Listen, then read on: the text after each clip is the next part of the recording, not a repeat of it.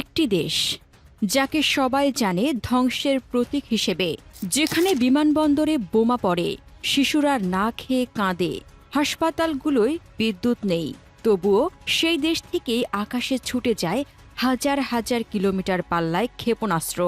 প্রশ্ন একটাই, কে দিচ্ছে এই শক্তি? কেন এত ধ্বংসের মাঝেও ইয়েমেন এত শক্তিশালী? ইয়েমেন আরব উপদ্বীপের দক্ষিণ প্রান্তে অবস্থিত একটি দেশ, যার ইতিহাস, সংস্কৃতি এবং প্রতিরোধের মানসিকতা হাজার বছরের পুরনো।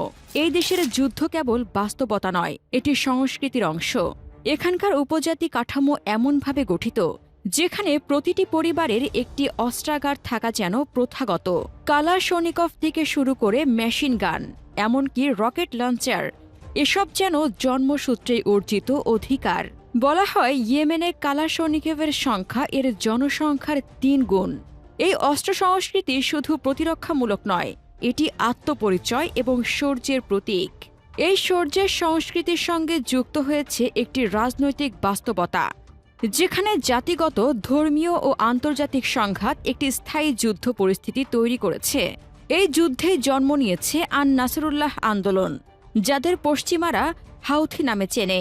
তাদের শক্তি নিয়ে পশ্চিমা বিশ্বে রয়েছে এক ধরনের অবিশ্বাস এবং সংশয়। পশ্চিমা বিশ্লেষকদের মতে এই সামরিক শক্তির উৎস ইরান, কিন্তু আন নাসরুল্লাহ এবং ইয়েমেনি সামরিক কর্মকর্তারা বারবার বলেছেন, না, এই শক্তি আমাদের নিজের। ২০১৮ সালে ফ্রান্স ২৪-এ মোহাম্মদ আলী আল হুতির এক সাক্ষাৎকার ছিল এক ঐতিহাসিক জবাব। আমরা নিজেরাই ক্ষেপণাস্ত্র তৈরি করি, এগুলো ইরানের তৈরি নয়। তাহলে প্রশ্ন ওঠে, কিভাবে সম্ভব? ধ্বংসস্তূপের মধ্যে দাঁড়িয়ে এক দেশ কিভাবে এত উন্নত প্রযুক্তির অধিকারী হয়? উত্তরটা খুঁজে পেতে হলে আমাদের ফিরে যেতে হবে কয়েক দশক পেছনে।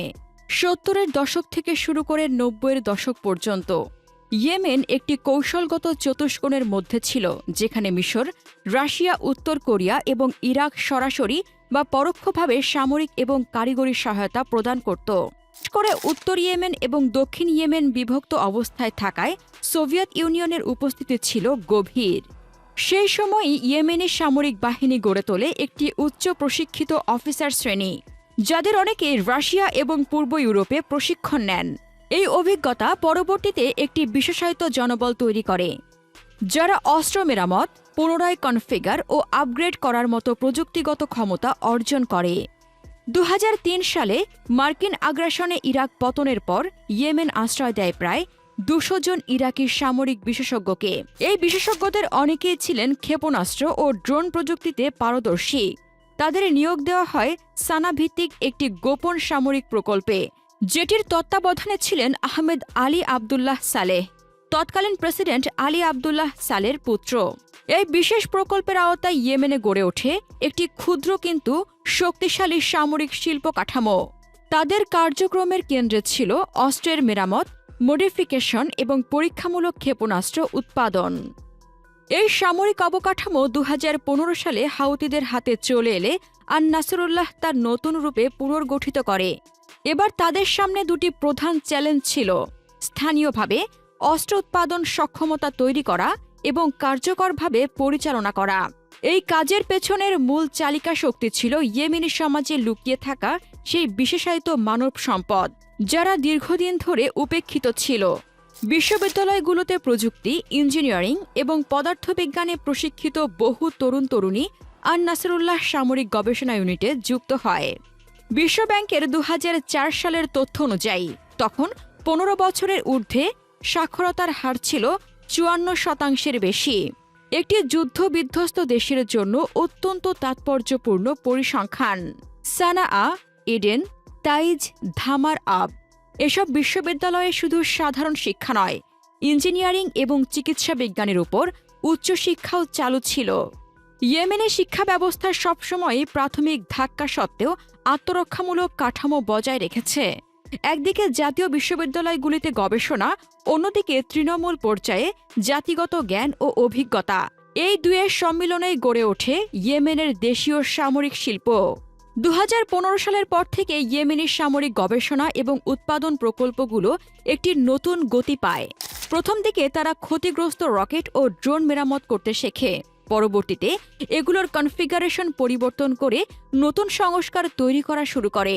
উদাহরণস্বরূপ, ক্ষেপণাস্ত্রের পাল্লা বৃদ্ধি পায় 250 কিলোমিটার থেকে 400, 800, 1000 কিলোমিটার এবং অবশেষে 2019 সালে বারকান 3 ক্ষেপণাস্ত্র 1200 কিলোমিটার পেরিয়ে যায়। 2023 সালে তারা আকিল নামের একটি ব্যালিস্টিক ক্ষেপণাস্ত্র তৈরি করে, যার পাল্লা 1000 কিলোমিটারেরও বেশি।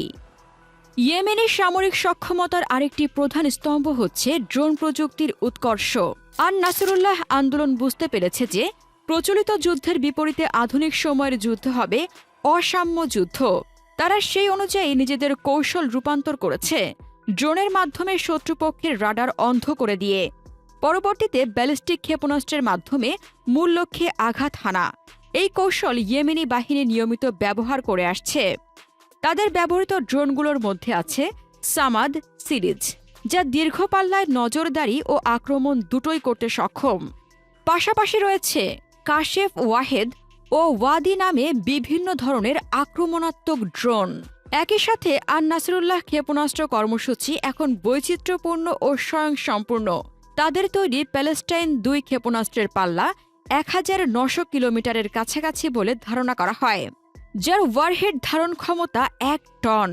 কুদস নামের একটি ক্রুজ ক্ষেপণাস্ত্র রয়েছে, যেটির পাল্লা 1650 কিলোমিটারের বেশি এবং এটি লক্ষ্যবস্তুতে উচ্চ নির্ভুলতায় আঘাত হানতে সক্ষম। এই ধরনের অস্ত্র কেবল যুদ্ধের জন্য নয়, বরং একটি কূটনৈতিক অস্ত্র হিসেবেও ব্যবহৃত হয়, শত্রুপক্ষকে বার্তা দেওয়ার জন্য। 2023 সালের অক্টোবর মধ্যপ্রাচ্যের ভূ রাজনৈতিক মানচিত্রে এক নতুন অধ্যায়ের সূচনা।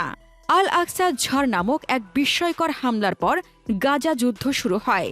এই যুদ্ধে সরাসরি অংশ না নিয়ে ইয়েমেনি প্রতিরোধ বাহিনী ঘোষণা করে যে তারা ইসরায়েলি আগ্রাসনের প্রতিবাদে রেড সি বা লোহিত সাগরে ইসরায়েলি জাহাজ চলাচলে বাধা দেবে। তারা শুধু ঘোষণায় দেয়নি, বাস্তবেও তা কার্যকর করেছে। বেশ কয়েকটি জাহাজে হামলা, ড্রোন উৎক্ষেপণ এবং মিসাইল হামলার মাধ্যমে তারা নিজেদের সামরিক অবস্থান প্রতিষ্ঠিত করেছে। এই পরিস্থিতিতে মার্কিন যুক্তরাষ্ট্র এবং ইসরায়েল যৌথভাবে ইয়েমেনে হামলা শুরু করে, কিন্তু প্রত্যাশার বিপরীতে ইয়েমেনি বাহিনী পাল্টা হামলা চালায়। এতে বোঝা যায় যুদ্ধবিধ্বস্ত এক দেশ শুধু প্রতিরোধই করছে না, বরং আক্রমণাত্মক সামরিক স্ট্র্যাটেজিও প্রয়োগ করছে এবং তা সম্পূর্ণরূপে দেশীয় প্রযুক্তি ব্যবহার করে।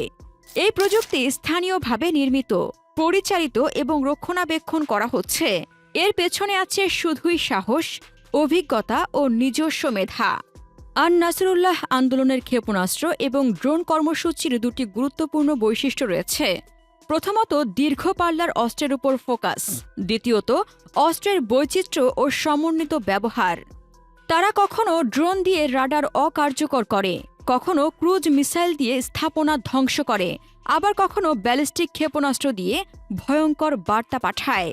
এই কৌশলগত বুদ্ধিমত্তা তাদের একটি অনন্য শক্তিতে পরিণত করেছে, যারা এখন শুধু সৌদি জোট নয়, বরং যুক্তরাষ্ট্র ও ইসরায়েলের মতো পরাশক্তির জন্য হুমকি হয়ে দাঁড়িয়েছে। এই দীর্ঘযাত্রার শেষে একটি প্রশ্ন থেকেই যায়। একটি দেশ যার নেই স্থিতিশীল অর্থনীতি, নেই বিশাল কারখানা, যার শিশুরা অপুষ্টিতে ভোগে, সেই দেশ কিভাবে এমন মারাত্মক সামরিক প্রযুক্তি তৈরি করে? উত্তরটি আমাদের চোখের সামনেই। এটা শুধু অস্ত্রের যুদ্ধ নয়, এটা তথ্য, জ্ঞান অধ্যাবসায় এবং মানসিক দৃঢ়তার যুদ্ধ। একটি জাতি যখন আত্মরক্ষার সংকল্পে একত্রিত হয়, তখন তারা ধ্বংসস্তূপের মধ্যে থেকেও প্রযুক্তি তৈরি করতে পারে। ইয়েমেন আজ তার জলজ্যান্ত প্রমাণ। প্রিয় দর্শক, আপনি কি বিশ্বাস করেন যে ইয়েমেনি ড্রোন ও ক্ষেপণাস্ত্র কেবল অন্য দেশের অনুগ্রহে তৈরি? না, এখন আপনি মানতে প্রস্তুত যে ইয়েমেন একটি নতুন যুগের সূচনা করেছে, যেখানে সাহস, মেধা আর দেশপ্রেম মিলেই গড়ে উঠেছে মধ্যপ্রাচ্যের সবচেয়ে অপ্রত্যাশিত সামরিক শক্তি। আপনার মতামত নিচে কমেন্টে জানান। মধ্যপ্রাচ্যের দেশগুলোর সামরিক শক্তি নিয়ে জানতে আমাদের চ্যানেলটির ভিডিও ট্যাব থেকে ঘুরে আসুন। এই ভিডিওটি ভালো লাগলে লাইক বাটনে ক্লিক করুন। ভিডিওটি আপনার বন্ধুদের সাথে শেয়ার করে তাদেরকেও ভিডিওটি দেখার সুযোগ করে দিন। ধন্যবাদ।